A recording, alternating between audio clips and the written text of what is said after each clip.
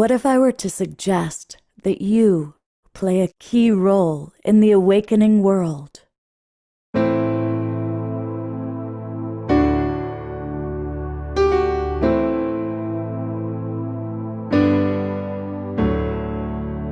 that you are watching this because you have heard the call.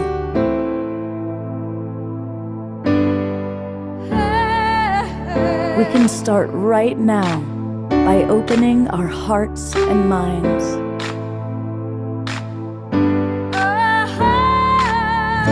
Welcome to the awakening world.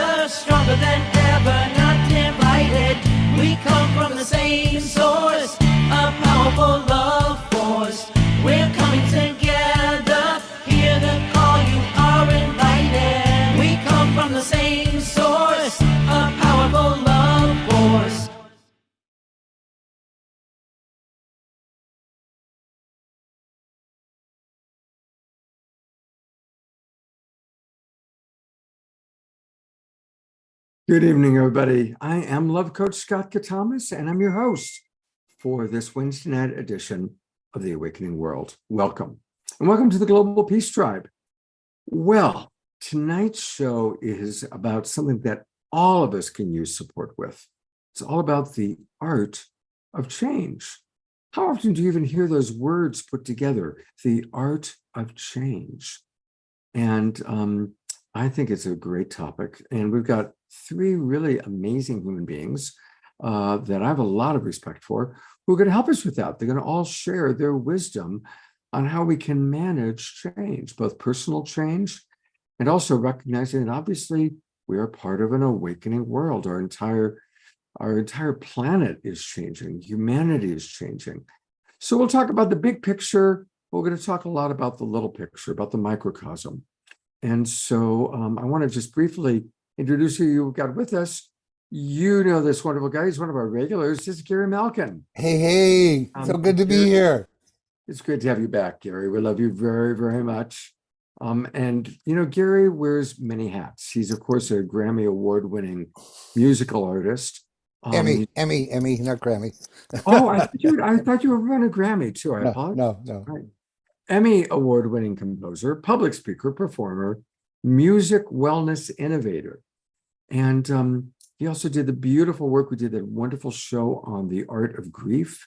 And so anyway, it's great to have Gary with us. And we also have Hope Fitzgerald. And thank you so much, Gary, for bringing Hope into our universe. A little bit about Hope. She's a spiritual teacher, an intuitive dowser, and also a coach and a healer and an end-of-life midwife and a certified neurofeedback practitioner. So she wears many, many hats. And clearly you've been applying the art of change, Hope, in a lot of different realms. So looking forward to hearing about that. But wait, there's more. We've got Bruce Cryer with us. Bruce is, everybody else, they sent me like a one paragraph. Bruce's description goes on for about 6 pages here. So I'm going to kind of pick I'm going to start with the fact that he, at age 15, sang in the choir for Duke Ellington, and by 19 was playing the boy in the Fantastics. I played El Gallo in the Fantastics. Huh. So we'll get out our swords and we'll do a little memory from when we both did the Fantastics. I can see it. There's a curious paradox that no one can explain. Who understands the reaping of the grain? Who knows why spring is born out of winter's laboring pain? We all must die a bit. We're all former thespians on this stage. Okay. All right. That's my El Gallo from age 21 back at you. Anyway, Tremendous. Bruce is amazing. He was a founding director of HeartMath Institute and CEO of HeartMath for 11 years. And he has really just done a wide variety of things. He is recorded an album of original songs. Stanford commissioned him to create a course on creativity for well-being, and on and on and on. So we've got three people here that are all quite experienced in many different realms in the art of change. So I'm going to ask each of you and we'll kind of go in the same order, Gary, Hope, then Bruce. What's one immediate tool, maybe using an example from your own life of a hard experience of change you faced and a tool that you used that others can practice and utilize? And Gary, I'm gonna start with you. Oh God, for me, it's always been listening as a tool, listening to music particularly, or listening to nature. But listening is this quieting capacity. It has this quieting capacity to bring me into the present moment. Listening ends up being a call to deeper breath, to deeper connection to my body. So I would say that dropping in, breathing, and listening. And when I was going through the hardest losses in my life, it would be Mahler's 10th Symphony that would always get me into present time and get into my early stages of understanding grief literacy. So that's my immediate response. That was quick. So to drop into listening, it sounds like you have used music as your pattern disrupt Yeah. to get out of monkey mind, to then come back to center, to come back to a centered place. Yeah. And a friend of mine and I were having dinner last night, and, I'm working on this book called Listening Fire, reclaiming our primordial connection to ourselves, each other, and the earth. And then he said, what about the mysticism of listening? And I suddenly went, ooh. So there is something greater than we can understand that's happening with listening that I think that we've yet to really understand the profundity of it. So yeah. Beautiful. That's a great response. All right. And of course, to our audience, definitely we want to hear your thoughts, comments, and questions. And I see a lot of our favorite people are with us. Hope, what's an example you'd like to give? Well, I'm thinking of one of the hardest sort of shocks that came to me 7 years ago now. We had built a beautiful house in a beautiful setting, and in the Berkshires, Western Massachusetts. And I've lived lots of places, and I thought, oh, finally, this is my final home. This is where I'm going to spend the rest of my life. And then one morning, my neighbor decided to just plant a whole bunch of trees to block out our view. And it was just out of spite, and we had done nothing wrong. And it was such a mean thing to do and really undeserving. And so I resisted initially. I just resisted this onslaught. And because I knew when I asked my guidance that what it meant was we were supposed to move. And at first I was in resistance. And honestly, that was a really good test to learn how to not resist, trust that there's going to be a better outcome, even though it's painful. And it was trusting in the rightness of something that felt wrong, that had to override my my lower inclinations, let's put it that way. And it did end up being the best thing, but it's really dealing with moving through resistance is the big thing. And we do that, I think, through trust. There's one other part of your story, kind of the beginning part of the story, that I want to ask you about. When somebody does something cruel or out of spite, I think for the majority of our audience, that's like really foreign because it's so different from the way I think most of the people watching this show think and behave. So how did you manage that? How did you manage that, the kind of the shock of someone doing an act that's mean-spirited, that's having a really big impact on you in your life? Well, I sat down and I had a deep chat with my guides, and I asked them what it was about. Part of it was that I needed, for some reason, to learn what persecution was. And it's not like persecution that people, I'm not equating it to much worse persecution, let's put it that way. But in a sense, it was somebody more powerful than me, kind of, squatting and saying, I can do this because I'm powerful, and I couldn't fight back. So it helped me to understand what it was about and that it was a lesson. And then I used this tool that came to me in a series of visions in 2010. It's called the Infinity Wave, and it is this very, very high octane, energetic of love and compassion. And I used it. I actively just bathed myself in this infinity wave and brought the love and compassion into my being, and tried to open actually in compassion to this woman who had done this thing. So that's how I worked through it. It took a little while, but that's how I worked through it. All right, well, thank you for sharing that. Bruce, you've had a little time to think about it. What example are you going to share with us?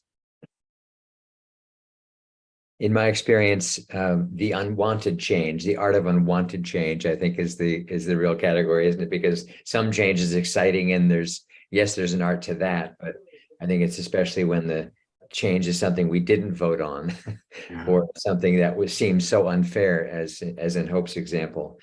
And so what I've been studying in myself and applying more than ever the last few years was the felt sensation of resistance in my body, and to release that through the breath. And there was a breakthrough for me when I began to work with somebody who has now become a partner of mine in business. He's a brilliant, he calls himself a breath artist. And he taught me the sigh of relief. Now, the sigh of relief is a very familiar phrase, but as an actual technique, I had never known, well, there's a way that certain people teach how you do that. And so to be able to take a deep inhale and then really just let the breath drop, as I began to practice that just initially as a technique, I began to realize I'm really letting go physically of what I'm holding inside, the emotional reaction of resistance to the change. I'm able, which definitely I feel as a felt experience of internal resistance and stress. I actually can release that. And probably the most profound time when I felt this and felt the release was when I got COVID in January of 2022. And it came on super intense, I think it did for a lot of people. And in my case, super intense coughing. I've never felt in all my life of having, bronchitis or chest colds, whatever, I've never felt my throat shredded like this one did. It's like, my God, I can barely talk. And after about 24 hours of feeling the virus very much alive in my body and feeling like I'm not even close to a healing modality, let alone just even good old fashioned rest. And I woke up the next morning and I lay there thinking, okay, I've had the requisite hours of sleep and I don't feel anything close to being rested. And so I lay there and I just took myself through this really letting go. And I would even say out loud or just to myself, just let go. So I kept saying, just let go, on this letting go of the breath, not forcing the breath out, but just letting it drop. And I kept doing that and fell asleep fairly soon after. This was 6 a.m. when it was kind of like, well, time to get up. Wait a minute, you got COVID, dude. What are you thinking? And I fell asleep for another 2.5 hours and woke up feeling deeply rested, feeling not like I was completely out of the woods with COVID yet, but like dramatic change. And I thought, wow, that just happened. I allowed myself to really, really let go of the internal resistance of my body kind of fighting this virus, and realizing I'm not in a healing state. I'm not even close to being in a healing state yet. But when I woke up a few hours later, it felt like, okay, the healing has begun.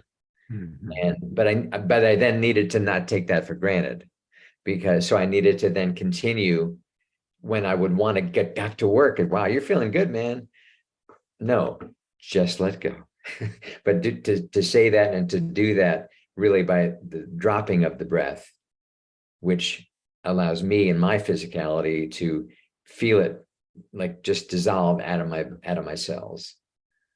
So that was a pretty profound one for me, which I've then applied to other things that aren't explicitly like a malady, that are just a holding on to an expectation that's been disappointed.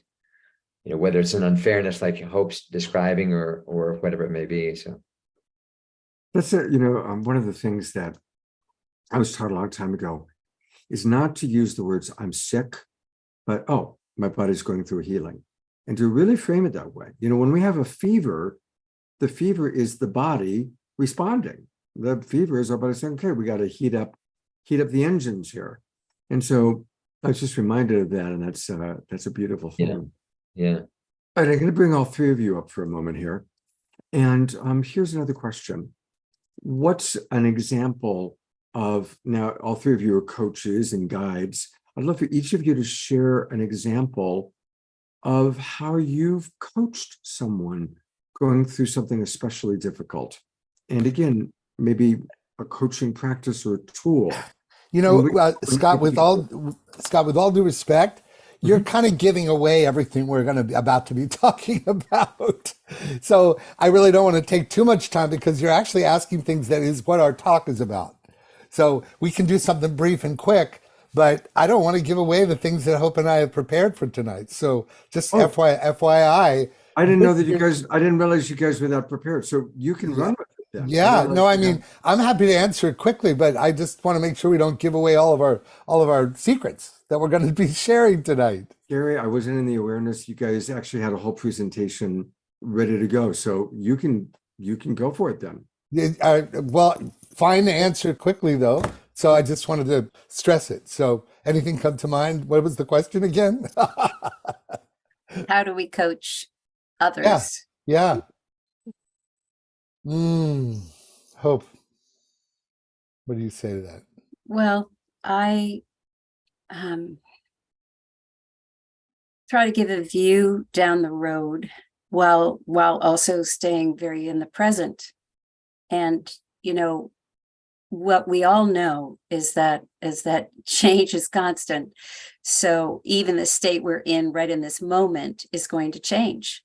And a year from now, 6 months from now, 2 weeks from now, life is going to be completely different. And we're going to talk about this in our talk.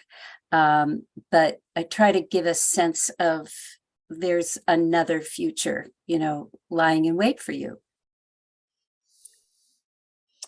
And I would add to that one of the principles that we're discovering, and what I was going to take this moment to do before I let Bruce talk a little bit about the relevance of his fantastic work, was just a little bit of the history of the origins of this mastering the art of change concept. And a lot of the things that we've developed really came out of, for me and Hope, are working with the concept of being death doulas in Hope's case, and in my case, the development of graceful passages, which some people might or might not know. And so I was going to play a track from that, but now because of we might not do that, we might just jump into our talk. But what I want to say about it is that one of the fundamental premises that is hard to do, but is the most essential component, is to constantly advise, remember, and embody that life happens for us, not to us.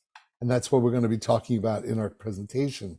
And it's harder to do than it's easier to say than it is to do. When the shittiest thing happens and you somehow, like, what Bruce wisely talked about, the unwanted change, and how, and hope as well, just how do we actually, how is this serving us in a way that's impossible to imagine how it could, you know?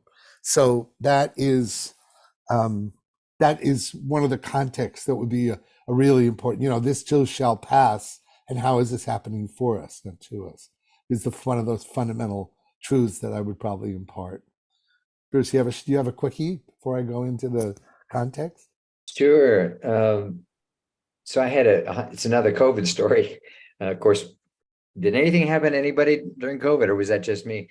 I was coaching this young, brilliant athlete from Germany who was on a full scholarship as a soccer player to the US. And he arrived in the US for the first time 3 months before the pandemic started. So he was just beginning his career as a full scholarship soccer player, and suddenly the whole world shuts down. And for the next 9 months, his world was constantly going into quarantine. If anybody on the team got exposed, they all had to go into quarantine for a week to 10 days. He was 6 weeks in quarantine at a certain point consecutively, and he hadn't gotten sick, but because of what was going on. Meanwhile, he couldn't get home to Germany. Then when he finally went to Germany, he didn't know when he could come back or if he could come back. So he was in this state of, I mean, the whole world was certainly in a state of uncertainty, but his particular version was so challenging for him. This guy, incredibly talented, they wouldn't have pulled him from Germany to come to the US on a full scholarship. Happy ending to the story. Last year, that team won the U.S. national championship as the best soccer team in the entire United States, and he was captain of the team. But before they got to that level, he was dealing with every day another drama, another challenge, another, I don't know about that, I don't know about this, I don't know. So what I kept trying to do for him was just saying, hey man, first of all, join the club. Don't feel like you're bad to be thinking this. don't feel bad that you're that all this is happening to you, and that it's not okay to feel frustrated and to feel anxious. I can't imagine dealing with all of this. And he was still kind of learning English on top of everything else. So so it kind of just being sensitive, compassionate to him for what he was going through, and to try when he could to feel gratitude for anything at all. He still had a wonderful girlfriend, even though she was in Germany. They were still together. He still had wonderful, loving, caring parents. That wasn't going away. So to try to find even moments of coherence and balance. And he, bless his heart, he would practice every day what the tools were, so he could find that balance in the midst of this constant landscape of unpleasant change for him. That's a very powerful story. Thank you. All right, well, Gary, I don't want to take away any more time from the presentation you and Hope have prepared, so take it away, partner. So in this time, I was going to share a multi-sensory experience, because for those of you who have followed me in the past on Awakening World or beyond, you know that as a composer and a creator of transformational media, I believe that multisensory experiences actually have the power to really bring us into an entrained state, not only within ourselves, but with each other. And so instead of play a Graceful Passages track, I'm going to play something that I created, this attunement video with Sarah McCrum, a 2-minute piece. And I just want it as a way to kind of be a palate cleanser from this conversation.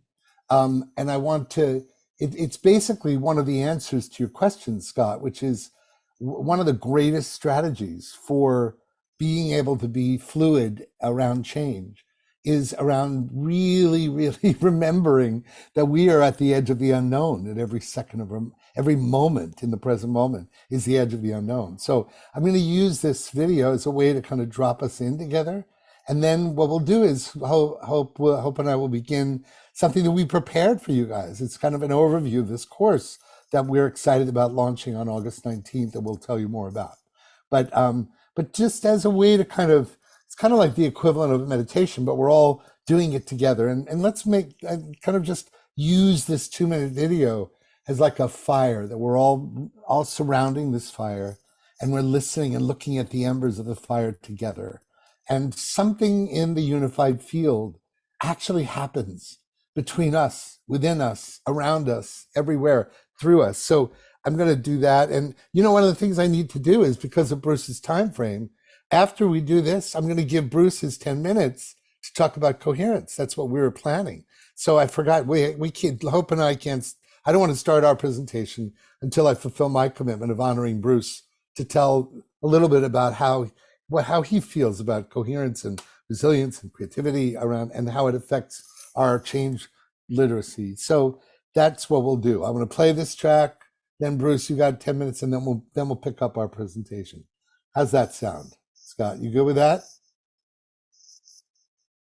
Sounds great to me. Sounds great. Great. Okay. So I'll share the screen. Let's just use this opportunity to feel your feet on the floor, nice long deep breaths, and look at the screen for the visuals, and we'll just play this track and use it as a meditation for us together. Here we go.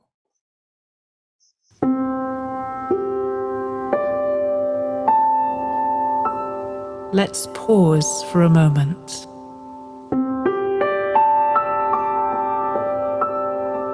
Let's come into the present.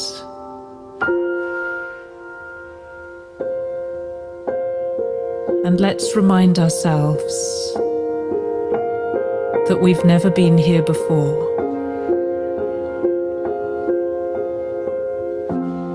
We don't have all the answers. We are right on the edge of the unknown.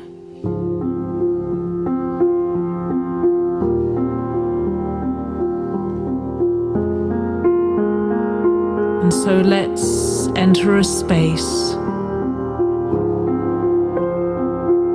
of humility, of curiosity, and of wondering.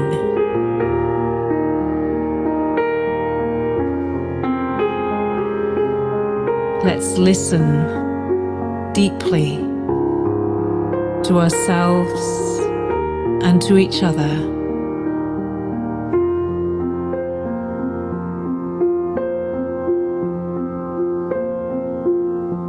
And let's bring our true selves into this conversation.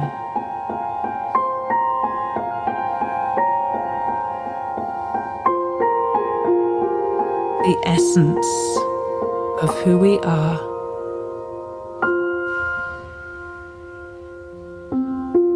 Speaking, listening, on the edge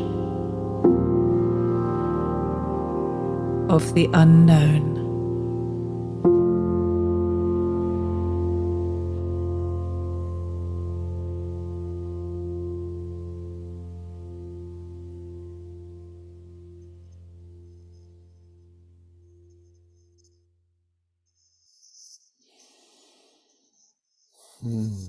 Those transformances are so beautiful, Gary. Thank you for sharing it. Yeah, thank you. And without further ado, I'd just love to introduce my beloved brother, my friend, who I've known for almost, I think, 50 years. We were roommates in college, and we have been both devoted to the intersection between music, art, health and wellness, consciousness.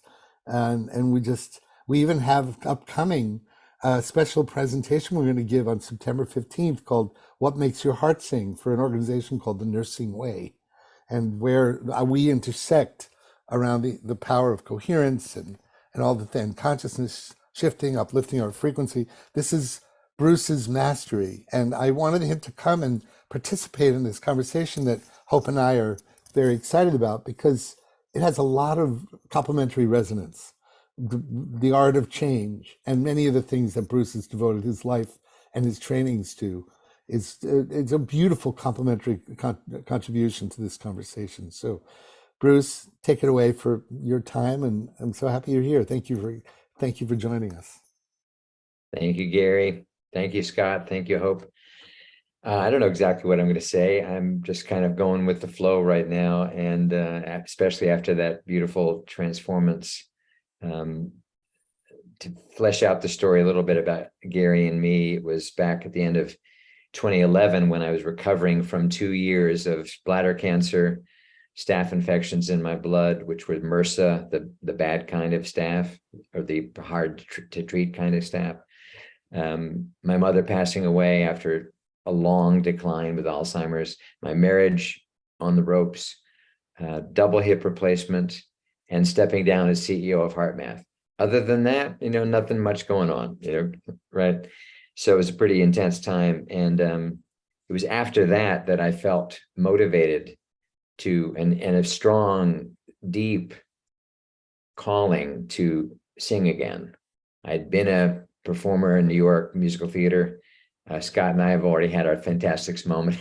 I was in the New York cast of the Fantastics, the world's longest running musical, for 800 performances, playing the boy, and it was a remarkable experience on every conceivable level.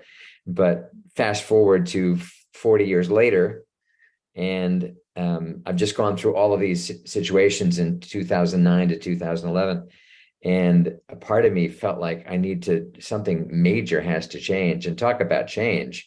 It was like everything felt like it was in the midst of changing, kind of whether I'd said yes or not. Everything was kind of changing in front of my eyes.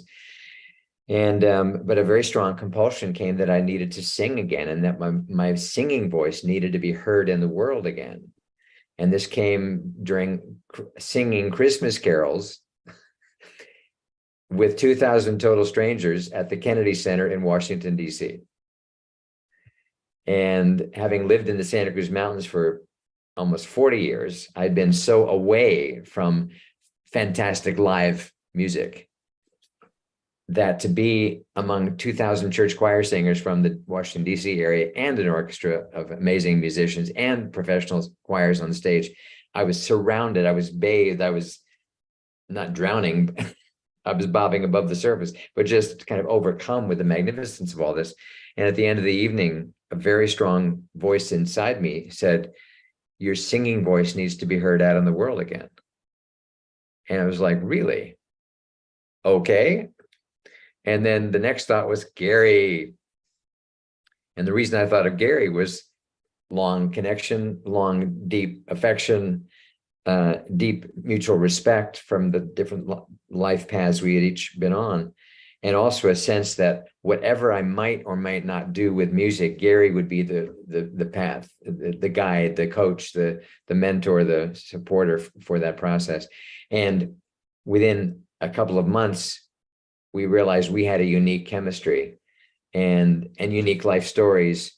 And while Gary kind of was all out there as a musician with the Emmys and on it went, I had been kind of hibernating in the redwood forest in the Santa Cruz Mountains, not singing at all.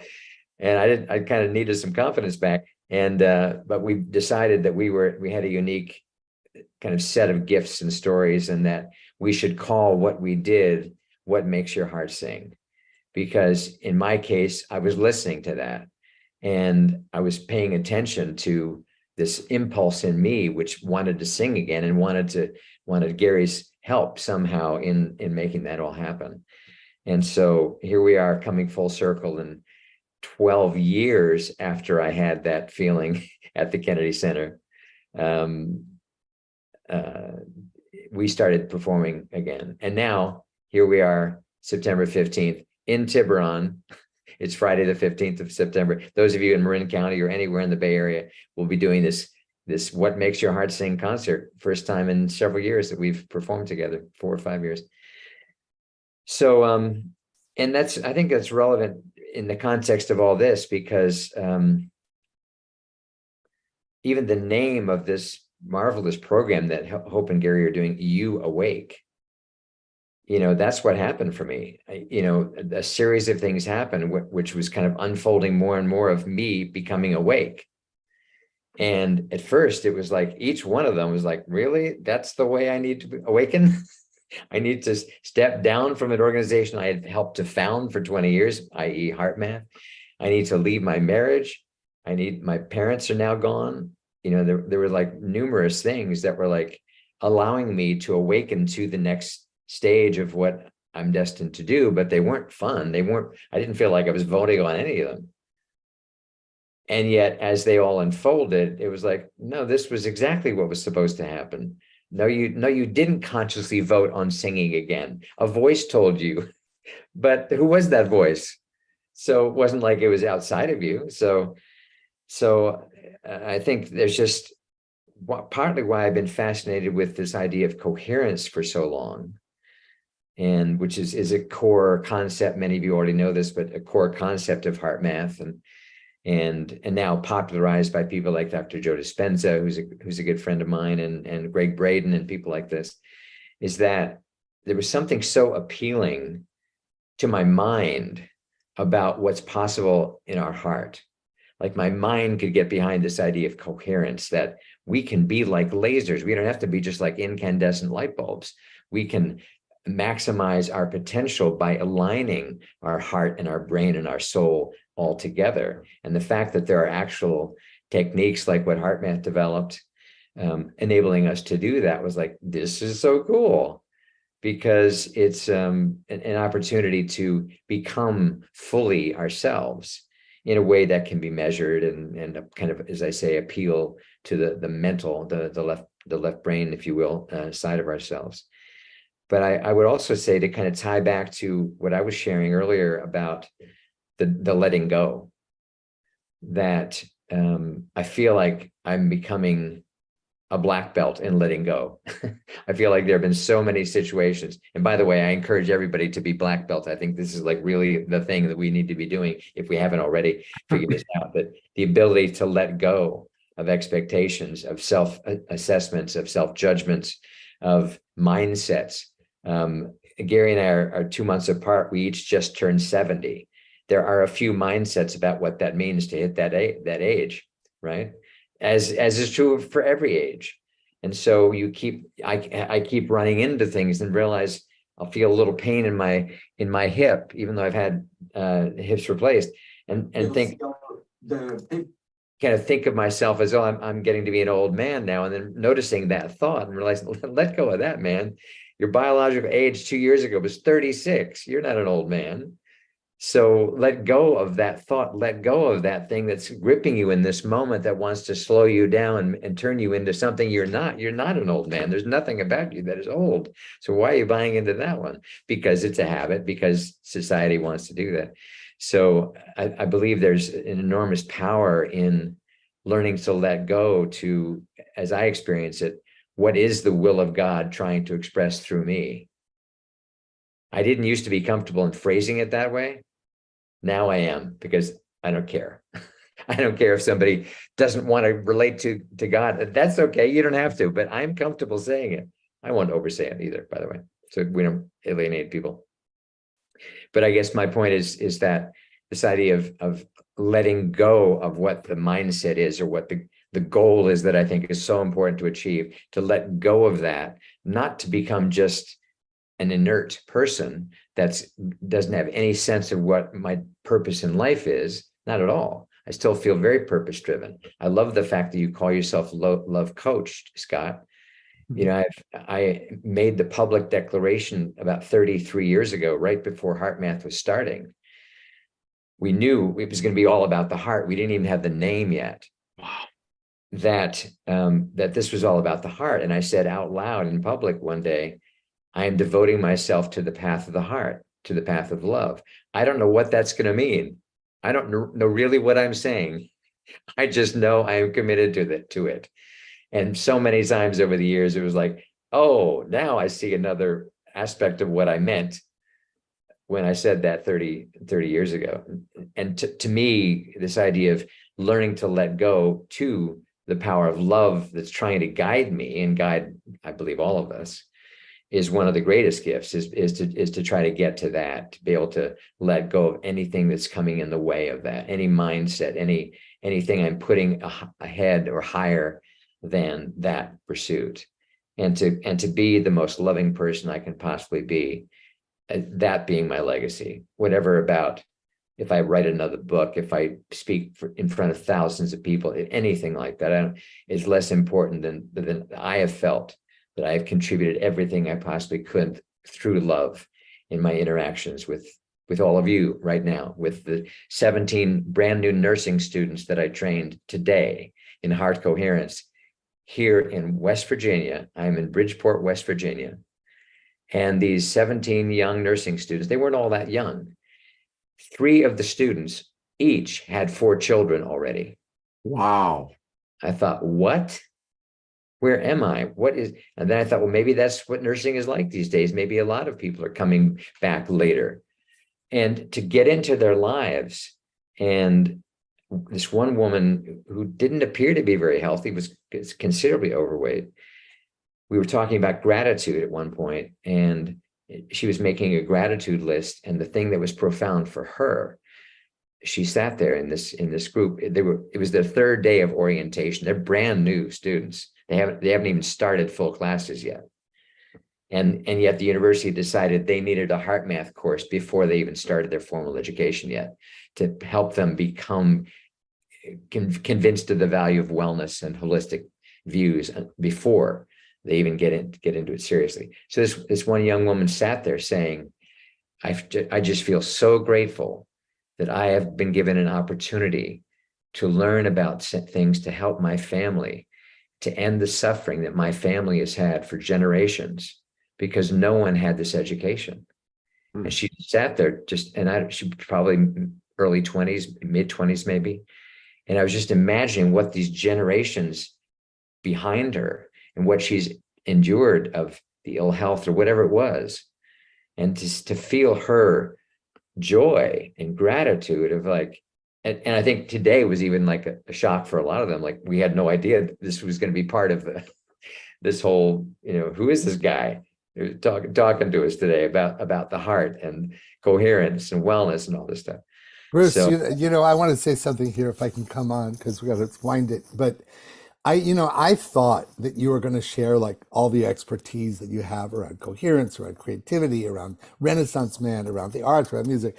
And it's so amazing how quickly we forget that your life story is such a perfect and moving testimony to cultivating and mastering the art of change. And I'm so grateful. It goes beyond anything I dreamed of you sharing, was your very story you shared. It's such a beautiful example of what navigating the art of change is all about. And it brings back the days of when you came to me and we started working together, and it was just such a beautiful time when I felt like I could never get a hold of you because you were, when you said you were hibernating, good luck. The guy had miles, like thousands of miles on United Frequent Files because he's traveling all over the world as a CEO of HeartMath. Hardly hibernating, buddy.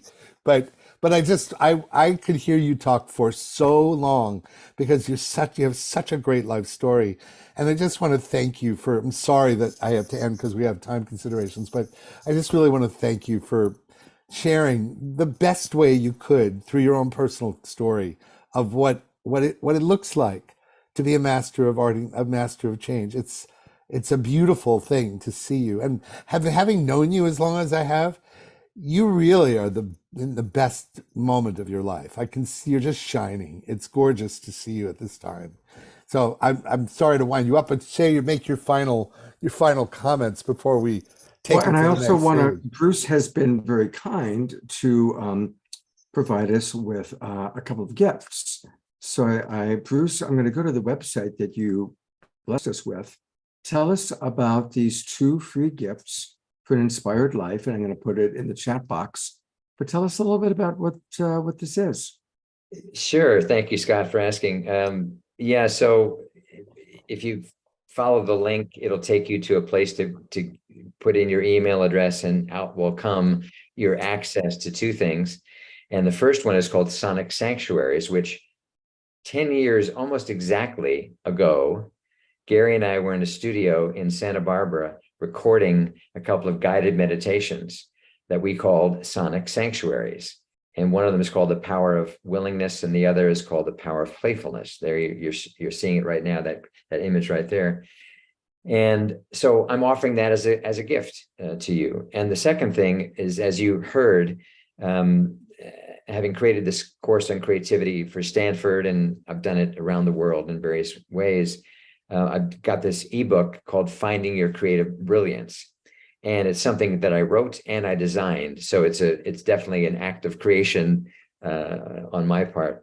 And so, yeah, Scott, thank you for kind of scrolling. This is a little excerpt, a little 45-second excerpt of what the guided meditation and the meditation is kind of similar to what Gary played of the work with Sarah McCrum.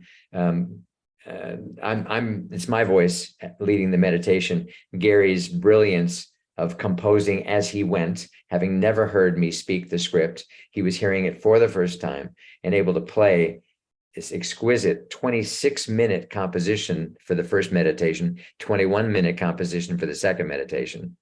And it was a thrilling experience to be live recording that with Gary in the studio.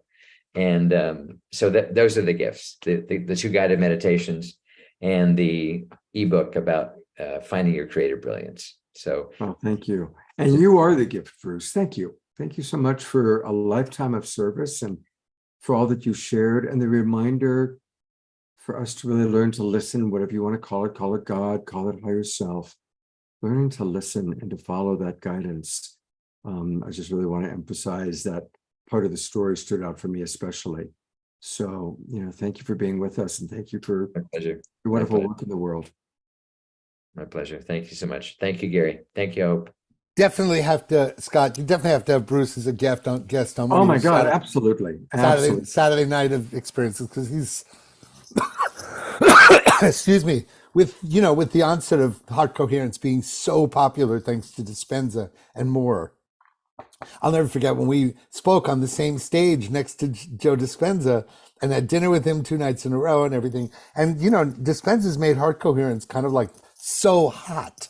So I think that it would be great to have him on a show one Saturday. Yeah, absolutely. Absolutely. We'll do that. Great. Love you, Bruce. Thank you, man. Love you too, man. So let's bring on Hope as well. And we're just starting our, so let's just jump in. Shall we? Let's do it. So before, I'll just say one little thing that about 5, 6, 7, I don't know, 8 years, I don't know, years ago when I was at your house, we had this moment. We're still getting to know each other, Hope and I, in this beautiful home she referenced earlier, which I think I had more grief about letting it go than you did. It was like the most idyllic place. And she said, well, one of my core missions in life is really helping people navigate the experience of death and dying and loss. And I looked at her and I went, what did you just say? And she repeated it, and I went, I don't know if you know this, but if I had a year to live, that's all I would want to do is help people with what Graceful Passages was dedicated to. And in that moment, she looked at me, and it felt like something literally like lightning and thunder cracking behind us. And I went, you are like a kindred spirit of the highest order, and let's make a deal that we do something together towards that end. And we shook hands on it, literally, and on her couch in the living room. And we kept holding space for this. So you have to understand, we've been pregnant with this for how many years, Hope? I don't know, 7 or 8. Yeah. But we stayed true to this soul commitment that we both recognize that we're part of what we felt that our lives came in for, aligned with a complementary vision of knowing that we both had something to bring that was unique and complementary. And that's what you're about to see a little taste of tonight. We synthesized what is a 2-day course that we've developed that's going to happen on August 19th and 20th online that, we'll promote, and you'll get the link, and I'll probably put it in periodically, and maybe Scott will too. It's u-awake.com for finding out a registration. But what you're about to see is a synthesis and a taste of what we've worked very hard on to make this available, because we feel like this code, this 4-step process, we think is one of the contributions to actually helping people connect to their best versions of themselves and to their life's purpose. So you'll see why as we begin the presentation. So if we may use this time, Scott, and we'll jump in, and actually we have PowerPoint, we have things to share. So let's just start first by beginning with what is that this begins with. So I'm just going to get ready with the PowerPoint when I'm ready to bring it up. So hold on. Where are we? I thought I had it ready. And where are you? There it is. Okay. There we go. Okay. So here we are. And I guess what I want to say is that we're here to talk. This talk is about change, in case you didn't realize. It's about grief. It's about death. It's about love and life. Stick with us here, because at the end, we guarantee you'll be feeling the love again. But actually, life guides us in every realm, not just the easy parts. Love can even, and maybe especially, guide us through the change of loss. Let's face it, aside from death and taxes, the other two guarantees are love and grief. And why is that? Why is that? Right? Because every time the door opens to love, the door opens for the potential for grief, because of the potential to lose that love. And we know how change works. It's people come, people go for a variety of reasons. But love and grief actually walk hand in hand, not always at the same time, but sometimes exactly at the same time. Who doesn't know the experience of losing someone and loving them more than ever before, right? I love the Khalil Gibran quote, "Your joy is your sorrow unmasked, and the self-same well from which your laughter rises was oftentimes filled with your tears. And how else can it be? The deeper that sorrow carves into your being, the more joy you can contain." I love Khalil Gibran. So we all know what to do with our love. I mean, the love coach. We're on the Scott Katamas's world, right? We express it, we nurture it, we sing about it, we dance about it, and we languish it. We all want to stay with it as long as possible. And the world is saturated with paths to achieve and express and simmer in love. It's outwardly focused, right? Love is such an external engagement, right? But what are we to do with grief? There's very little instruction about how to deal with it. And it's such a societal no-no to stay in it too long. And there's so much shame built into this. We want to get through grief as quickly as possible because it doesn't feel good. And because we live in the perfect storm of a mainstream culture that wants to shove it down and cover it up, right? Okay. And it's inwardly oriented. So it's the cave dwelling. It's the yin to the yang of love. So I'm going to start bringing in our slideshow because we have all these pretty things to look at. Go ahead, Hope. So the thing that happens is if we don't have a roadmap with this grief, because there's very little written about it, more now than ever before, but or we don't have a process that we can depend on, and we certainly don't have the cultural acceptance. So what do? We actually end up stuffing it, we avoid it, we resist it, and that's because we're trying to keep up with life, or so we think, because really, unbeknownst to us, our unacknowledged grief, and of course there's grief that we are conscious about, but there's unacknowledged grief that ends up sort of driving this inner bus of ours, and you can't find a consolidating exit ramp. Eventually, grief will happen to all of us, whether we like it or not, and it will change us absolutely forever. And we are in such a culture where we're very explicitly clear about health and wellness in our physiological body, right? We've had the great pleasure to do some presentations to Dr. Clint Rogers' Ancient Secrets community. And it's so clear that people want to detox the toxins out of their bodies, right? Out of their cells, out of their liver, right? But this is really what we've developed here that you'll have a deeper experience of with more immersive content, is a detox for our emotional and spiritual beings. And we now know on an energetic level that the body keeps the score, right? Mhm. So to this end, we've offered an experiential workshop to help people navigate transitions of all kinds. And I love what Bruce said, unwanted change. That's a really great distinction, Bruce. I'm so glad you said that. And or the unexpected, right? So what we're offering here is a metaphor. It's a panchakarma detox. That's a Ayurvedic term for detox for the emotional body. And just as our physical bodies are necessary to cleanse, we believe that giving the emotional and spiritual body their due leads to healthier mental and heart-based states. Yeah, because, the idea is that if we establish this kind of dialogue with ourselves, let's say right now, and especially if we get so deep that we can actually confront the truth of our bookend, what I call the bookend, which is the beginning and the end of our lives, then once we've established that dialogue, we are so much better prepared for when a big wave of grief comes, something happens, we lose somebody, or we find ourselves leaving this world.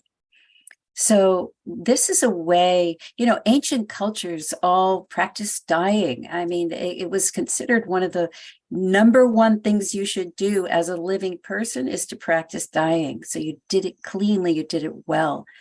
So we believe that living with the end in mind enriches our daily experience so much more with gratitude and joy. So how do we get there? So we have created a process, a 4-step process we call it the Chrysalis process. And our 4-step program, using the immense powers of music and guided meditation to tenderly access the deepest waters for a transformational personal experience. And I personally believe that unattended grief is one of the most significant obstructions to being who we came here to be, right? And the thing is, as you have already experienced, but you will again, Gary's abilities, and Bruce spoke about it too, his incredibly, his gifts and sensitivity with his music and the spaciousness of his music elevates our experience. In fact, it creates a roadway to the deepest parts of ourselves. So with that and with some guided meditation, we will address 4 areas, this 4-step process. The first one is going to be, of course, releasing grief, because it's hard to move forward into other things when we're still, burdened with all of this. And so the second stage moves into self-acceptance and forgiveness, because usually when grief comes up, there's somebody we usually want to blame, and we got to figure out how to move through that. Then the third phase is facing the mystery and cultivating awe. That is what we call looking at that bookend. And we do it in a way that's extremely safe and actually kind of inviting. And then lastly, we move into the gratitude for the preciousness of life. So those are the 4 steps. We're going to touch lightly on step 2 and 3 tonight. We're going to spend a lot more time in step 1 and then step 4. So you will be elevated by the end of this, promise. So one of the people I most admire in this field is the revelations and the writings of Francis Weller. And one of the great things he stands for is not only this quote, but also the fact that true grief literacy goes hand in hand with community, with shared ritual, right? So I highly recommend his books and his work. He's just brilliant. And in an individualistic culture like America that stresses the individual so much, it's so radically antithetical to how we all think about going into a corner and, going under a rock while we're healing. So this beautiful quote is, when our grief cannot be spoken. And just listen to this quote and let it call the parts of your consciousness that have hidden places of grief that are hidden even to you. As grief can't be spoken, it falls into the shadow. and rearises in us as symptoms. So many of us are depressed, anxious, lonely. We struggle and find ourselves moving at a breathless pace, trying to keep up with the machinery of culture. Now, can you identify any part of you that sometimes runs away from the discomfort of a loss or a grief or something that you don't want to accept? Of course, it's human nature, right?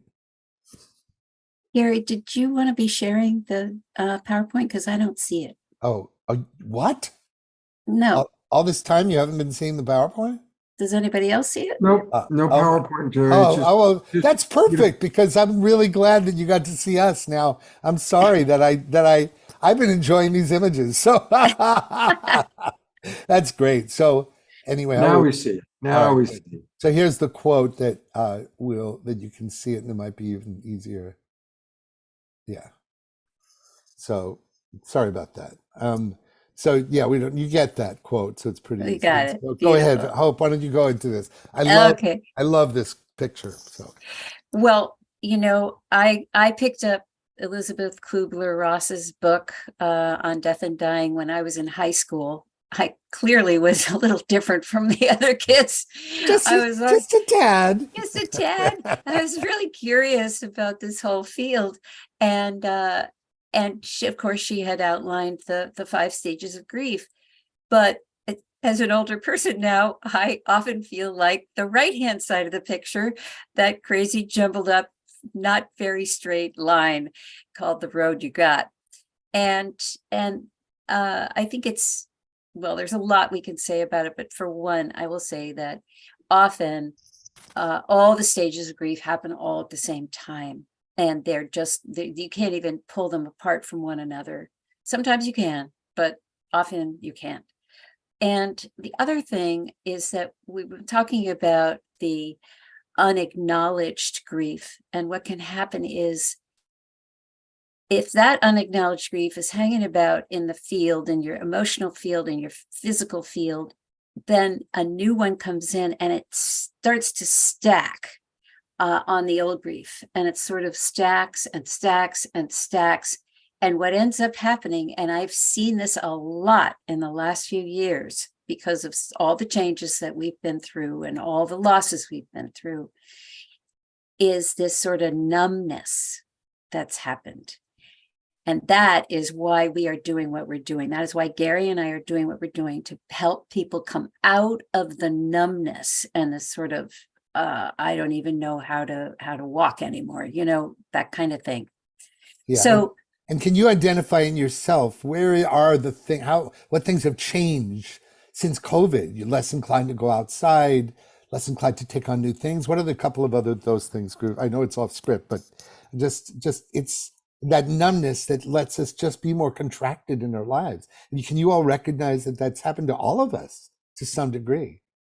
Go ahead. So the thing to do is to, first of all, understand that, of course, all grieving is individual, and each thing you grieve is an individual kind of journey. They're not all the same. So dropping expectations about how it's supposed to be is number one. And really, there are only 2 stages of grief, I think, and that is who you were before and who you are after. Because grief will take you on a ride. It will have its way with you. I'm speaking from myself. I should say it has had its way with me. And I emerge differently. I emerge as a different person. Agreed. And speaking back to Khalil Gibran, my sorrow bucket is bigger, but so is my capacity for joy. And I have to always remember that when I'm going through the grief. That's such an important point. So there are physical symptoms of grief. Oh, sorry. How did that happen? I don't know. I missed the thing. So why don't you go over that a little bit? Somehow the slide. Okay. Isn't there. So the physical symptoms of grief, we can become, and this is speaking to unacknowledged grief too. If we find that we are becoming more touchy about things, little things bug us a lot. We're more emotional in general. These are that's an obvious thing, but most people don't really recognize it as that. They don't recognize that, oh, they're probably grieving, losing things, getting disorganized, getting lost, being just fuzzy in the head. There are, these are things we don't normally associate with somebody grieving, but they are symptoms of that. So there are lots and lots of other things which we'll cover in the workshop, but I'm just touching on a few things for now. Great. Okay, I'll come back in.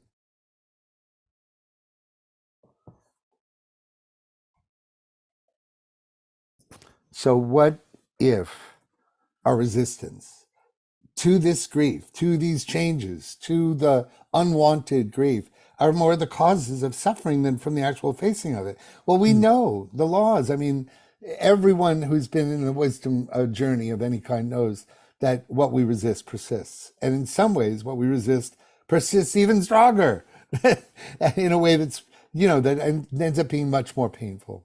So what if our resistance is causing more suffering? And that then comes into another shift in the American way, right? Because the American way is this individualist, maverick way of shutting down, going into your corner, feeling ashamed of whatever change you're going through, because if you're not perky and young and upbeat and amazing, then you have to just somehow hide, right? And we all know that since COVID, this has become, I love Barbara Marx Hubbard talking about the noosphere. The noosphere is this, I think it's got my interpretation. I don't want to go too off into it, but it's just the collection of all the unexpressed griefs and dreams and dashed heartaches of the planet, right?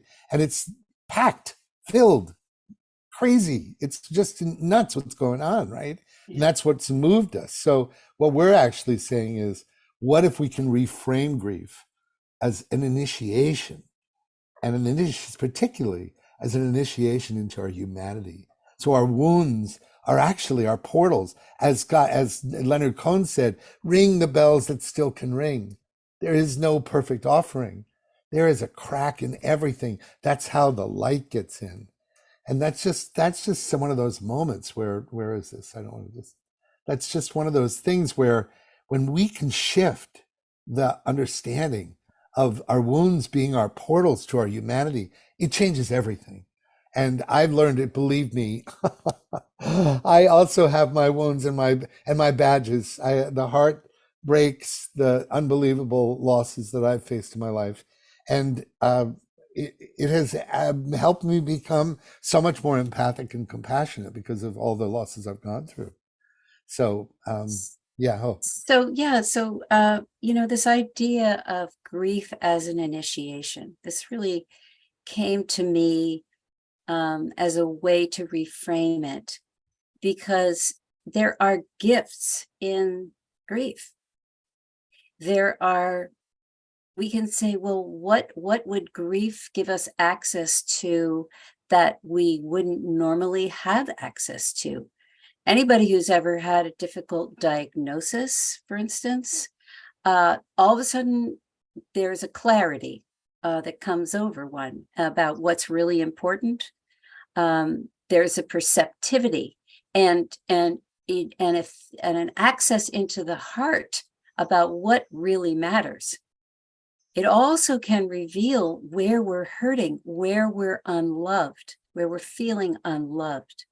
So grief actually is just a brilliant, eye-opening experience. And it gives us this opportunity.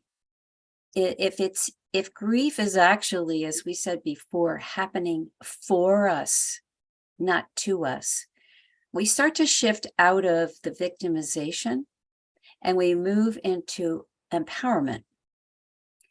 It's really quite an interesting flip.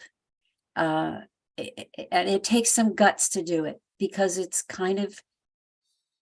it's easier for us to feel victimized, to tell you the truth. But then you go, well, what's the lesson here? Where I'm going to come out the other end of this different. So anyway, I will move on just to say that also loss isn't something to be gotten over or even accepted, but integrated Yeah. Mm. into the new being, incorporating all the lessons. So I'm quoting here, Susan Cain wrote a book called Bittersweet, and she differentiated it by saying it's moving on versus moving forward. Moving forward is incorporating everything that you go through, I go through, we go through. Yeah. And I love this slide because I don't know how it's happened, but some of the slides are a little bit out of order. Forgive me for moving around. But I love this because the work, I've often said that the work of HeartMath and the work of Brene Brown, for me, have been some of the two most groundbreaking game changers in us starting to really make a shift around wounds being the portal to our humanity.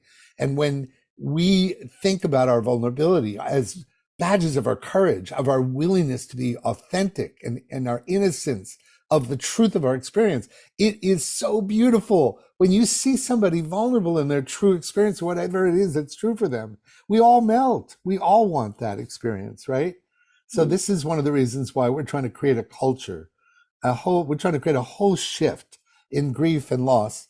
And this is, oh, sorry, Hope. Here we go.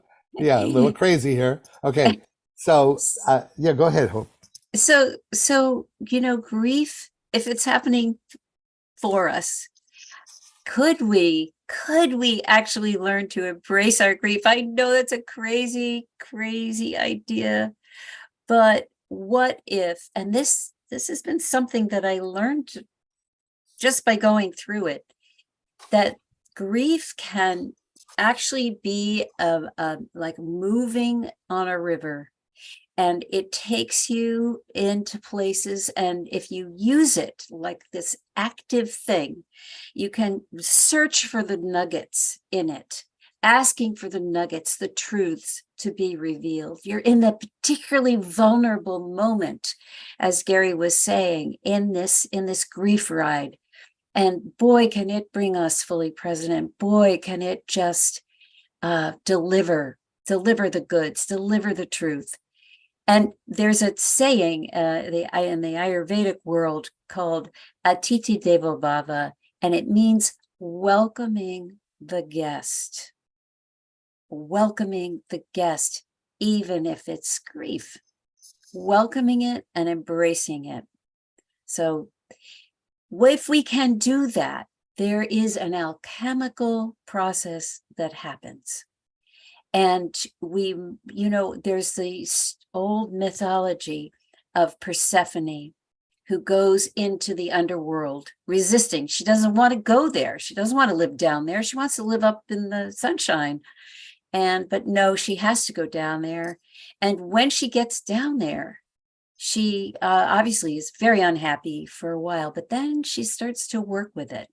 And she starts to rearrange things, and she starts to create some kind of order, and she actually creates something beautiful, so that when she emerges, she is stronger, she is more compassionate, she's this realized person. This is this changing us forever kind of thing. So we have this capacity to use our grief if we are willing to do so. And it's an alchemical process. So here's something interesting. We've talked about how, we didn't actually talk about it, but suffering is different than grieving, because everybody will feel unhappiness and sadness and loss and all of those things. And what happens, though, is sometimes they get stuck in this cycle, and we just go around and around, and our brains, just can't let it go. And it becomes this endless cycle of suffering. What the mind is saying, I'm blaming somebody, or I'm feeling guilty, or I'm feeling remorseful about what I said I shouldn't have said, or I'm angry, or I'm traumatized, or I'm resentful, or I'm disappointed, I'm scared, whatever all these really tough emotions are, create this endless cycle of suffering.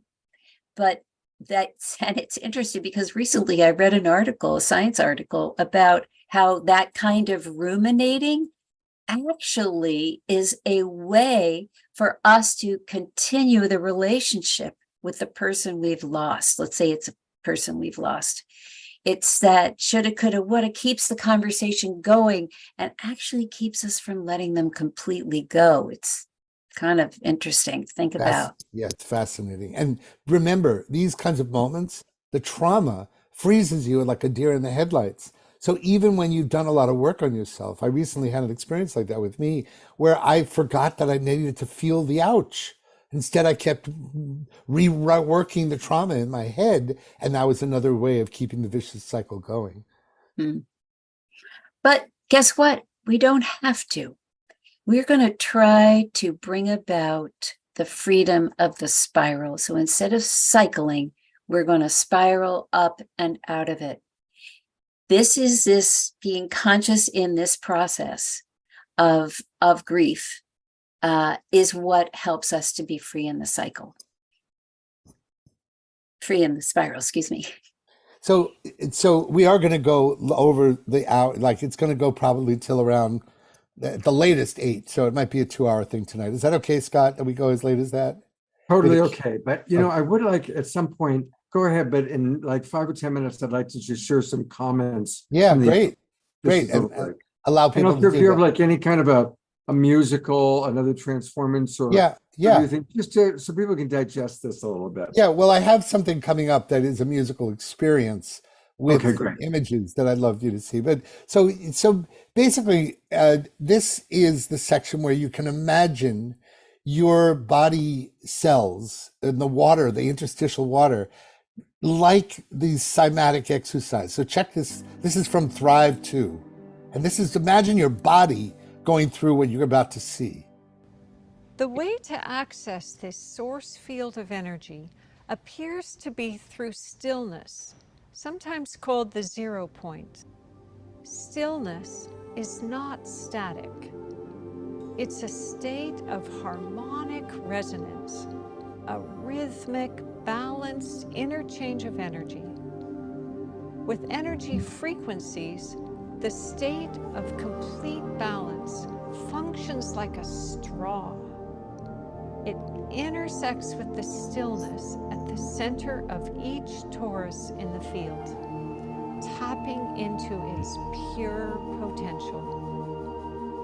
Stillness is a portal for accessing boundless electricity, developing healing technologies, expanding consciousness, or simply finding peace of mind. Energy moving creates sound, only some of which is in our human range of hearing. The unified field theory proposes that sound waves at different frequencies are what shape energy from the field into matter. We can see this phenomenon unfold in nature when sound waves interact with any form of matter, for example, fluid or sand. Acoustic pressure reliably creates specific. Yeah, yeah. So before we break, Scott, into sharing things, I want to bypass, I want to go right to the experience, the immersive experience that Hope is so good at. And I just want to, let's do the meditation that is called Give It to the River. And then there'll be a perfect time to take a break and talk about people's thoughts, their comments, their responses. Is that okay with you, Scott? It's about a 10-minute meditation. Sure, go for it. Beautiful. Okay. So, because I normally talk about the power of music at this point, but I just want to, I want to just jump into people having a direct experience of one of the tools that we've developed. That is this beautiful exercise you're about to hear.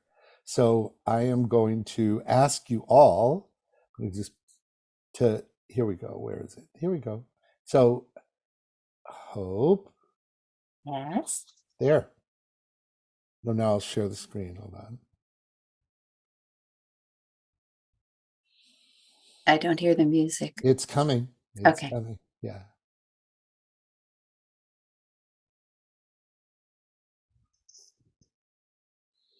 You see the screen now?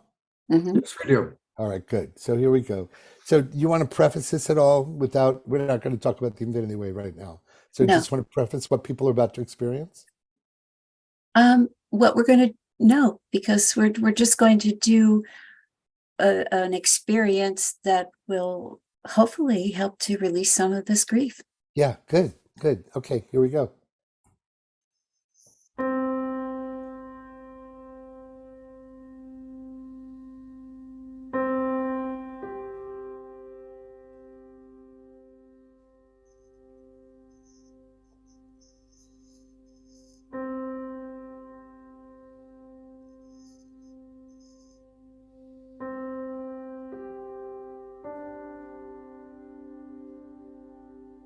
Take a deep, deep breath.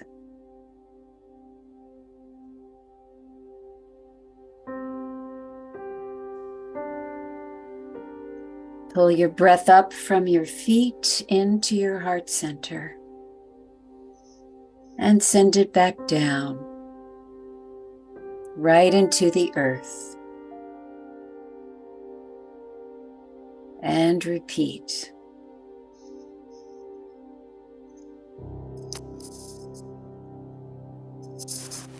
And let your body sink down.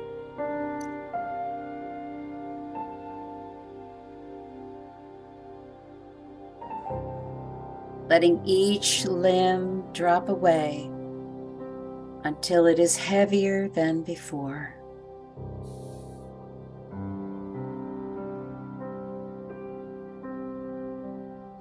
Relaxing deeper and deeper.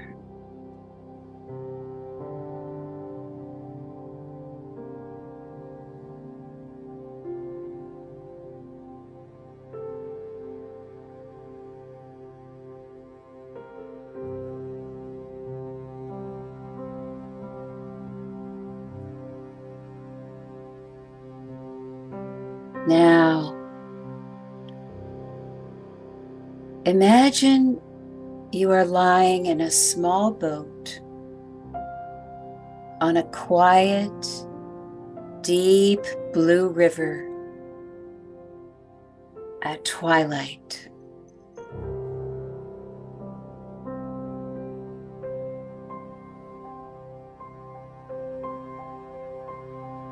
You lie comfortably in the boat, thanks to the cushions that are there for you.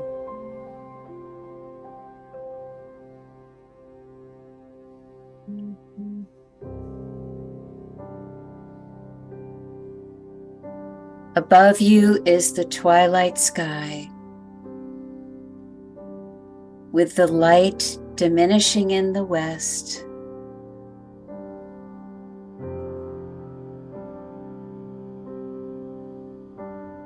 Providing a golden glow on the horizon.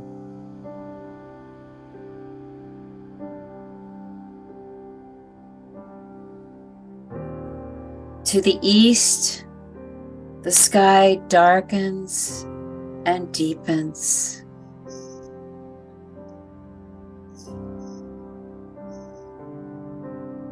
A small star begins to emerge. There is a hush across the landscape.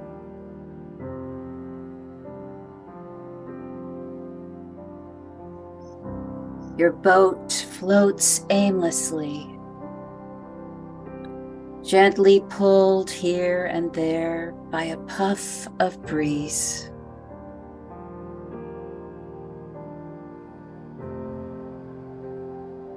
Surrounding you are fields and forests.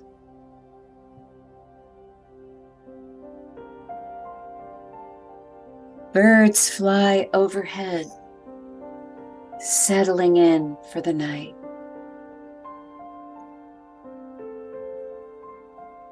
You are held in the comfort of your little boat.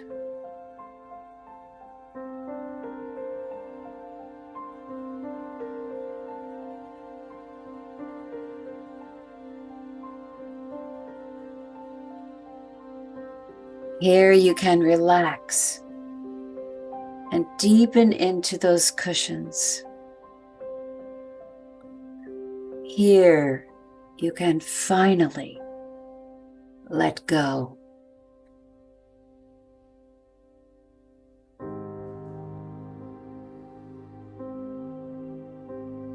Whatever has accumulated or has been stored up in your being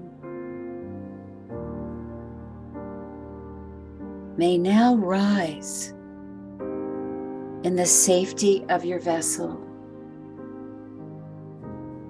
and the knowing of the river.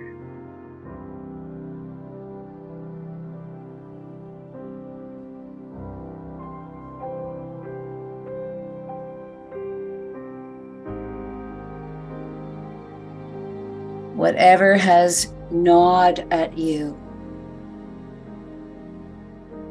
whatever losses, worries, concerns, mistakes, resentments, regrets,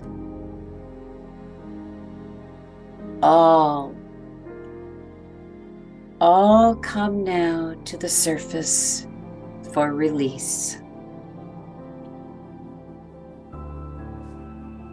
Give them to the river.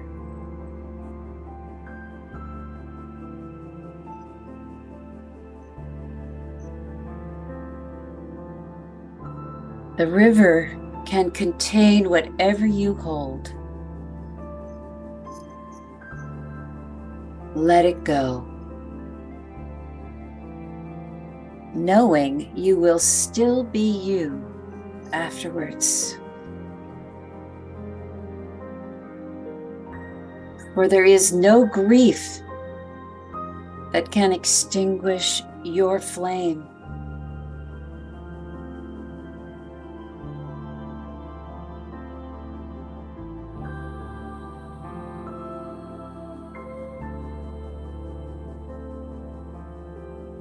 Whatever has haunted you, perhaps for your entire life, now can be brought right up to the surface.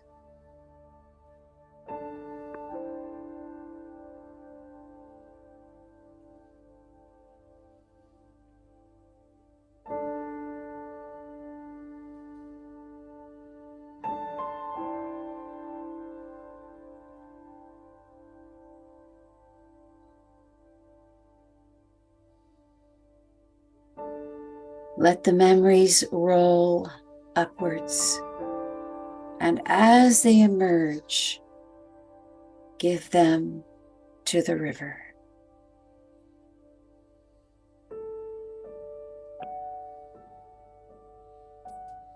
Let them float to the surface of you and out into the watery flow. The river knows all, and the river moves things along while holding you in love.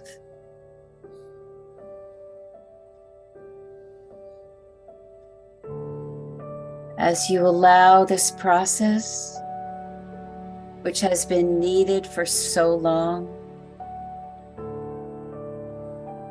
wave after wave floods your consciousness and finds its way to the river. Things you wish you'd said or didn't say, all find the river.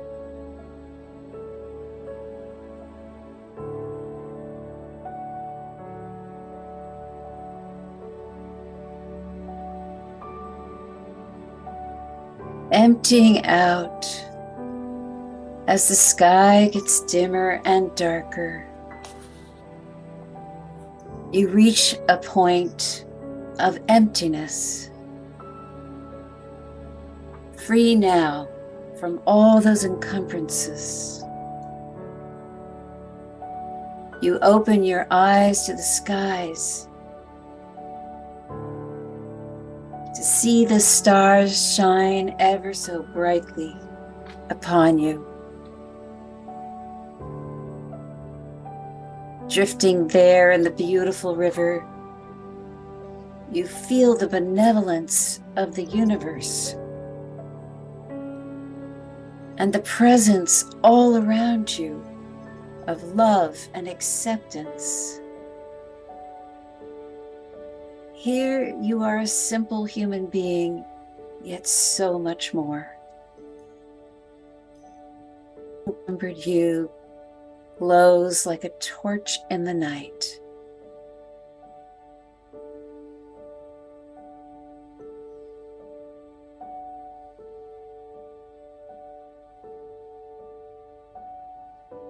A peace comes over you of simply being a part of the magnificent matrix of love, of light, of Gaia, of the entirety of creation.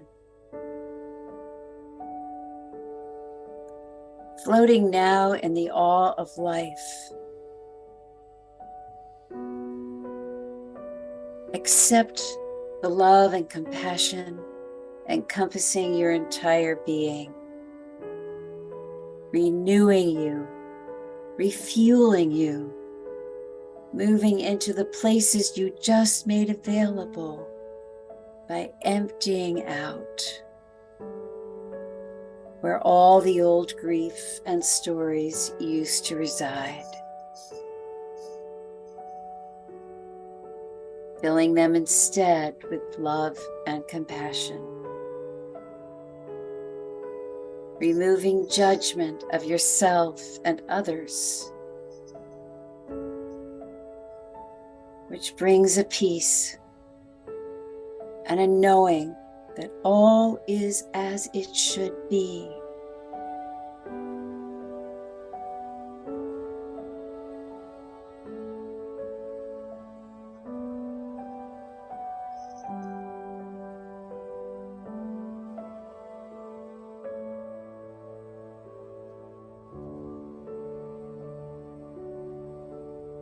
You may now wish to sit up in your boat, and by the light of the moon, notice that your boat has begun to move downstream, knowing its destination. Gently gliding through a rising mist. The beauty of the world around you is almost too much to take in. And with great gratitude for this moment, your heart is moved to bursting.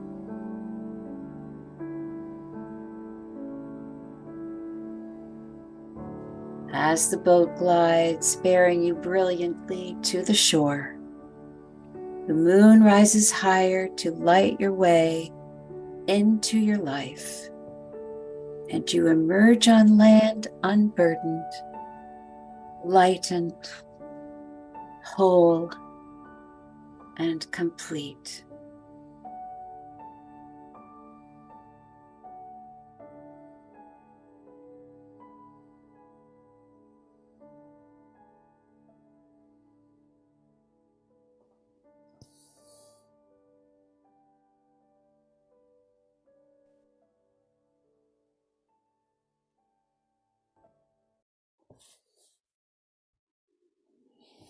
Hmm. It was really, really beautiful. Really beautiful. Connie and Andrew writes, you both are coming from such a high vibration perspective. Thank you. Thank you. We send you so much love.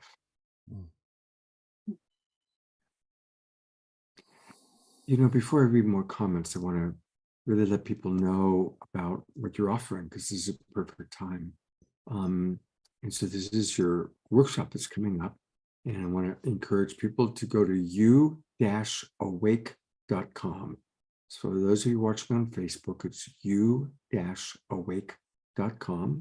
And definitely go there right now while I'm talking. Put in your email address. So at the very least, you can stay in touch with Gary and with Hope. But of course, also, yes, I am not a robot.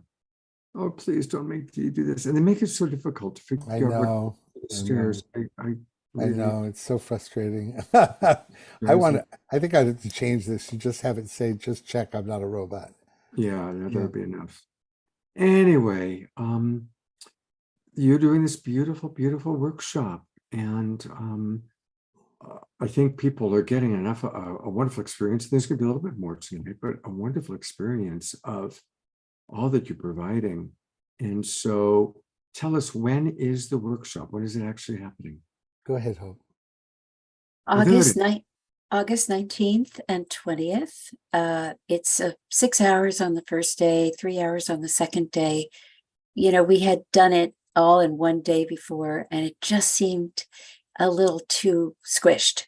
So in doing it this way, we're going to have a lot more time, a lot more space for conversations, for interactions, For breakouts. Yeah. for breakout.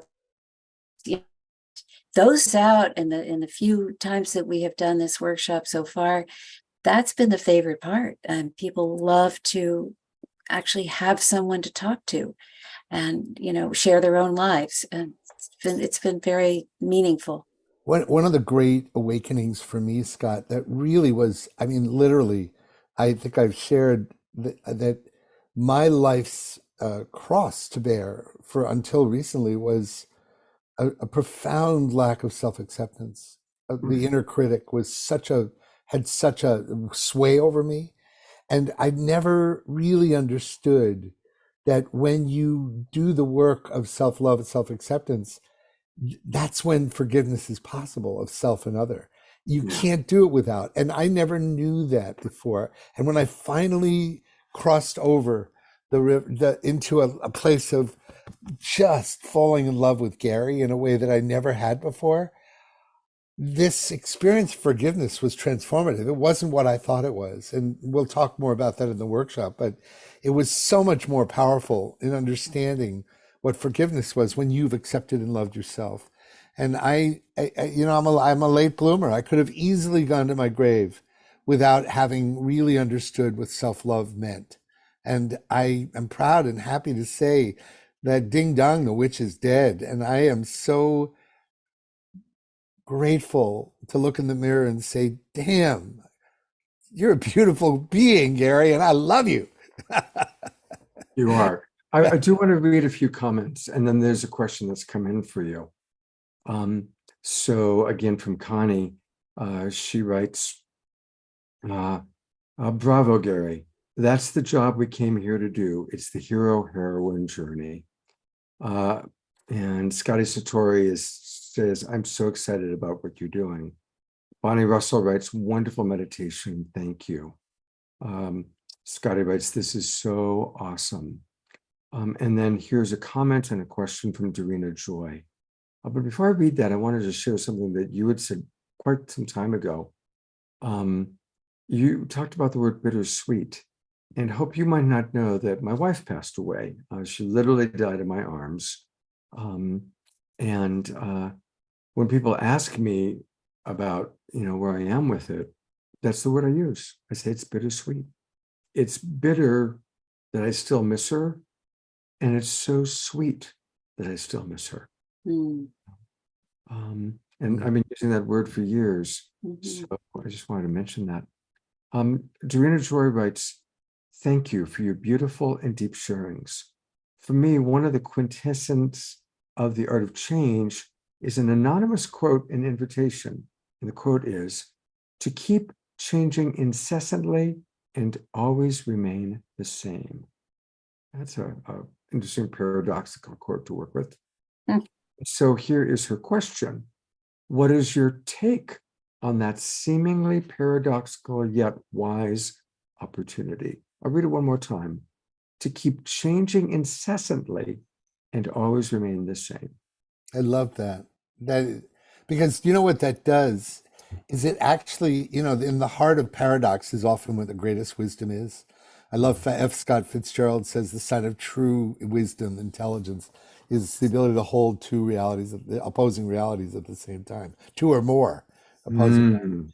And so in the koanic expression of that beautiful quote, for me, what I love about it is it allows us to be the alchemists that understands what is the gold and what is the lead.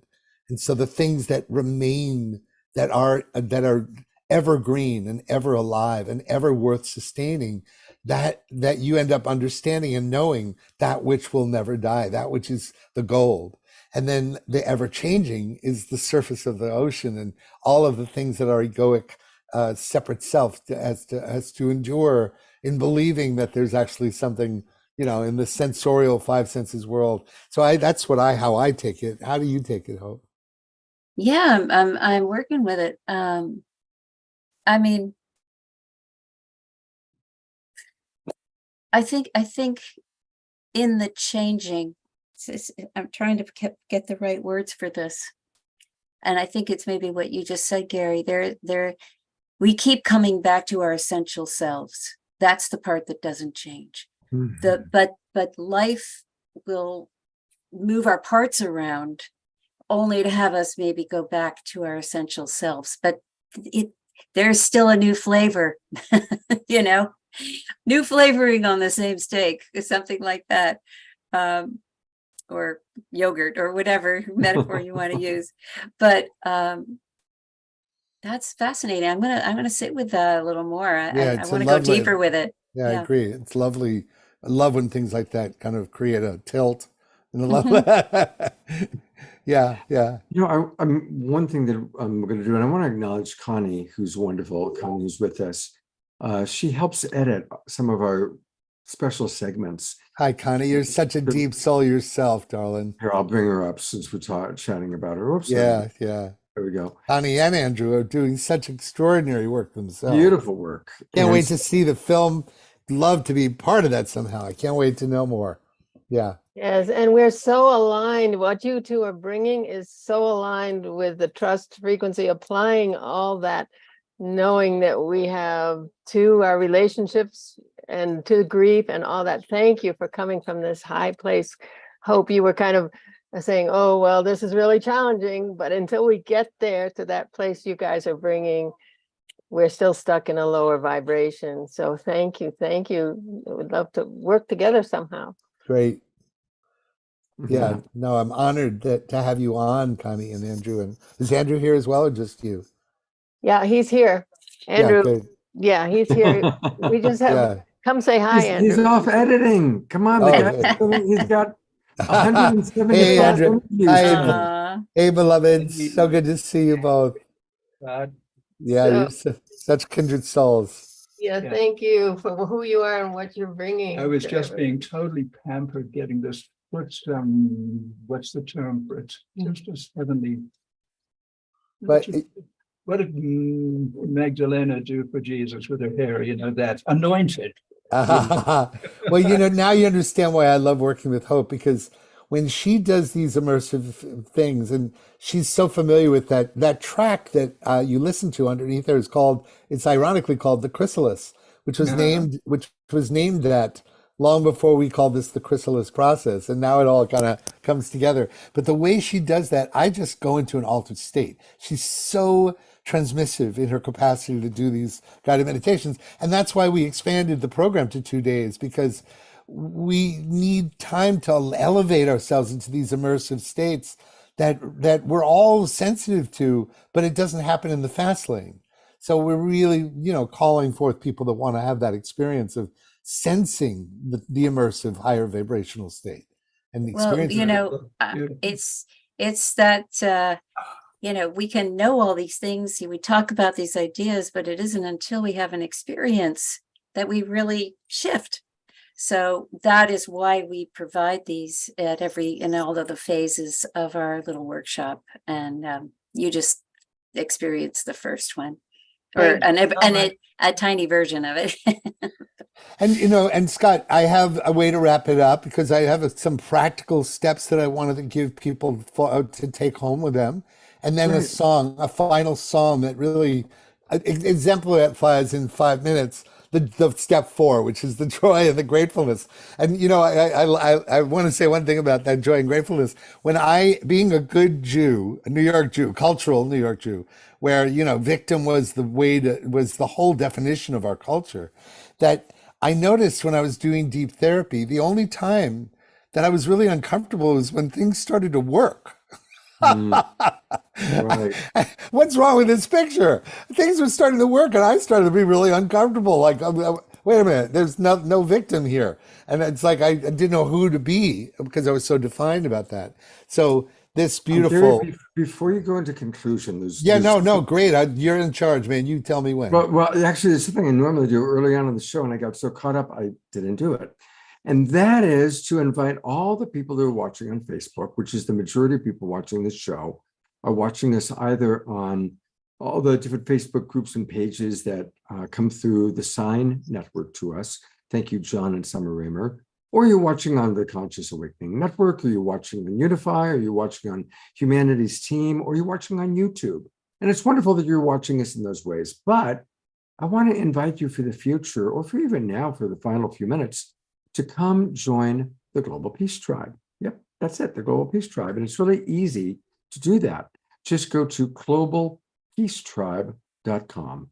Globalpeacetribe.com. You're going to learn all about us, all the different shows that we do. And when you go to globalpeacetribe.com, click register for the new season, and that will take you to our link. And that's where you're going to get the Zoom room links to all of our shows for the next 3 months. We do 2 or 3 shows every week. We also provide an evening meditation every day, 7 days a week. So this is the show you're watching right now, The Art of Change. And then on Saturday night, and nobody is going to want to miss this, on Saturday night, we're going to tackle such a big topic, artificial intelligence, the ethics and discernment and spiritual alignment of it. And dear friend Deborah Giusti is coming back to co-host a very special edition of The Awakening World. And people are going to want to be in the Zoom room, because in the Zoom room, that's where you can ask the questions, you can interact with us, you can get the special discounts that we offer. So again, join the Global Peace Tribe. It's really easy. It takes about 2 minutes. Just click register now once you've gone in there, and come and join us. And you'll also then get an email every Monday with the replays of our previous shows and access. We've done over 500 shows, Gary, since the pandemic began. Over 500. You've been on many of them. Scott, your contribution to creating a constant opportunity to stay at a high vibe with yourself and each other, it's legendary, actually. Yeah, I'm so. I like the idea of being legendary. I am so honored and to have been part of the journey to the small degree that I have been, and I'm just so grateful to what you've done, because it's created a constancy for many people that is so beautiful, and I just can't thank you enough. Really, I can't. Oh, man, it's my pleasure. And Gary, I also want people to know about, again, for the people watching on Facebook, I'll show you, those of you that are in the Zoom room, you can see the link that Gary posted. Tell us about your work for Gaia.com, for Gaia TV. Well, I have something really exciting to share about this, which I'm so thrilled. So when Michael and Doris Stillwater and I co-created the groundbreaking work called Graceful Passages, A Companion for Living and Dying, and released it in 2001, what I didn't realize what we had discovered was a new modality for uplifting the frequency of the planet, and that I call alchemical wisdom. And what we did was we intuitively just browed our way into asking Thich Nhat Hanh, Elizabeth Kubler-Ross, Ram Dass, and Zalman Schachter, if you were going to die tomorrow, what would you say to the loved ones in your world? And if you were going to die tomorrow, and then we took those interviews, edited it out, and scored it with an 80-piece orchestra at Skywalker Sound. And Gaia TV in 2015 the first season where many of these Graceful Passages tracks were set to mind-blowing nature images, time-lapse images by David Fortney. And then the second season just got launched this last December, First season was with Bob Proctor and Deepak Chopra, plus messages from Graceful. And the second season has Lynn Twist and Reverend Beckwith and Sarah McCrum and others. So Gaia TV represents, it's called Islands of Inner Peace. And they really represent state of the art, state change opportunities in under 12 minutes, 6 to 12 minutes. So you can, and they're really basically these condensed experiences where in 6 to 12 minutes, you not only can go to a multidimensional state of coherence, but you also get to feel and practice how do you resonate with this being's work enough to want to know, I got to go down that rabbit hole and find out more about Bob Proctor and Ram Dass and Thich Nhat Hanh. And so it creates this very supercharged multisensory experience where you get to dive into an immersive experience with gorgeous images, beautiful scoring, and this time-tested universal wisdom by the visionaries of our time. It turns out that what's going to happen for Peace Week, Scott, drum roll, please. I'm so excited about this. We're doing a pilot for Peace Week on Islands of Inner Peace television program. We're going to talk about the genre and have one or two or three of the guests like Michael Beckwith. We're trying to get Michael Beckwith and Lynn Twist, but basically to talk about how is this an innovation in wisdom delivery, and so people can understand it and can really validate why you would stop your life for 10 minutes to just look at and experience these things. And I'm just really praying and hoping that people will get that it's a phenomenal resource that helps you drop into a state of remembering, you know?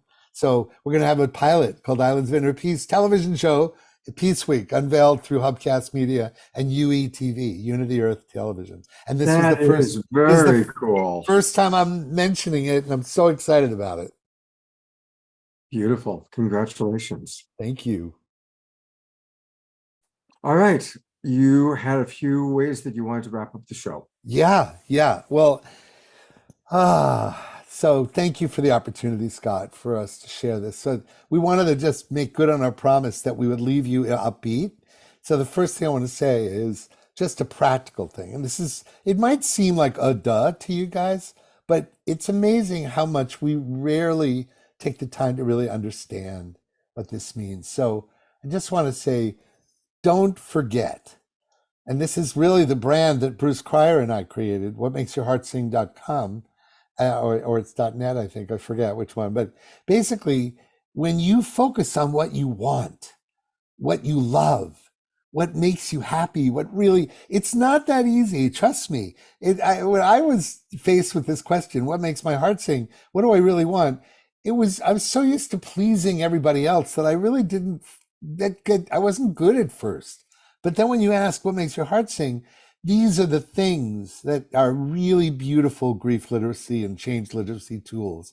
And you can combine music with all these things: writing, be in nature, connect with friends. I know it sounds obvious, but finding your purpose, dance, poetry, meditating, all these ways of engaging, even if you don't think of yourself as creative. One of the great things that Bruce focuses on is the relationship of creativity to living your best life and being your best version of yourselves. So we really want to remind you that this is something you could do every day, one of these things. And it sounds so simple, but it isn't. It's about really loving yourself, to be good to yourself and give yourself opportunities to be in being space, with or without music, but definitely in a way that would make you happy. So in the spirit of that, you want to add anything before we do the final song, Hope? Nope. Okay. Nope. All right. Well, Good to so this last song was produced by and arranged by me, but I was honored to be invited to work on a series of songs that were dedicated to God, to the divine. Highly recommend you find this album. It's called Unlock My Heart by Jason Schulman. But if we could, I think I'm going to play the track so we can have random sharing, which will be so much fun, which is so wonderful to do. And I'll just pull the track up, Scott, because we can see everybody on the screen, which I think will be great. When we continue, let me just take this off. and I'll just find this song and share the audio only, which that way we'll get to see people, and that way we can celebrate together that we're never alone. Sound like a plan? So you want me to go to gallery view? Yeah, let's do that. And I will play this track. And All right, it's turn just on your such cameras, a people. Don't be shy. just such a beautiful. I just want to find Never Alone. Where is it? Hold on. Oh my gosh. No, hold on. Sorry. I had it ready on the PowerPoint, but I didn't have it ready on an audio only. So I've got to be there. 1 minute. Yeah. Sorry. Okay, I'm going to take a breath. Unlock my heart. Where are you? Here you are. Never alone. There we go. Okay. Yeah. Gallery view. When I ask why, you always say to me, why do you talk as if you're alone? I'm always with you, no matter the time or day. You are never alone. Never alone, my dear. Never alone. Never alone, my dear. You're never alone.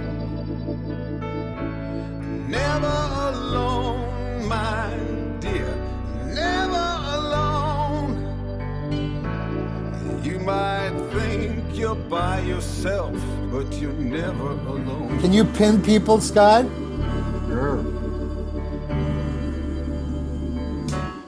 And when I cry, It's a speaker view, right? you always Yeah. comfort me. You say, let those tears just roll on by. And then I feel your arm around me. You are never alone. Never alone, my dear. Never alone. Never alone, my dear. You're never alone. Never alone, my dear. Never alone. You might think you're by yourself, but you're never alone.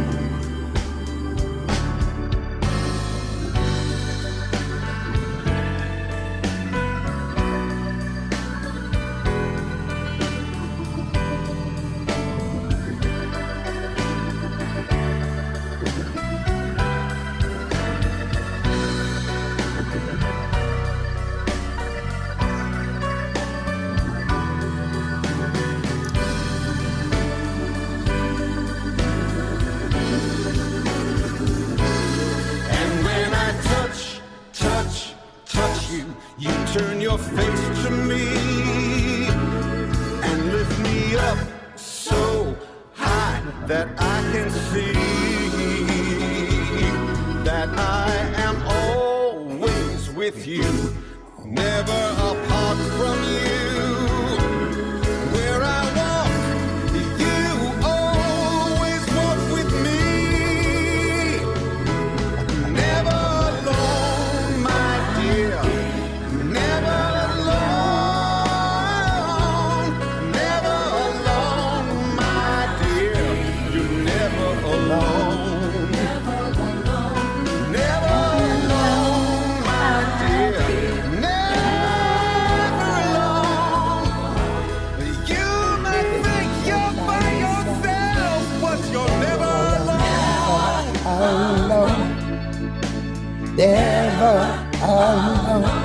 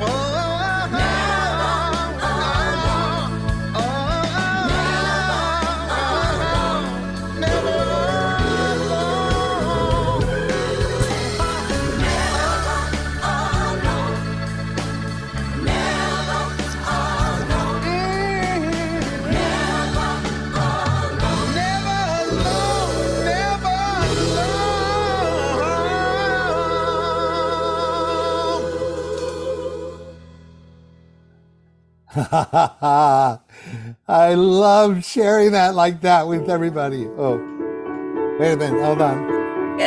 Oh dear, that's a different song completely. Oh dear. Hoffman, I recognize the start of that song. That's No, interesting. no.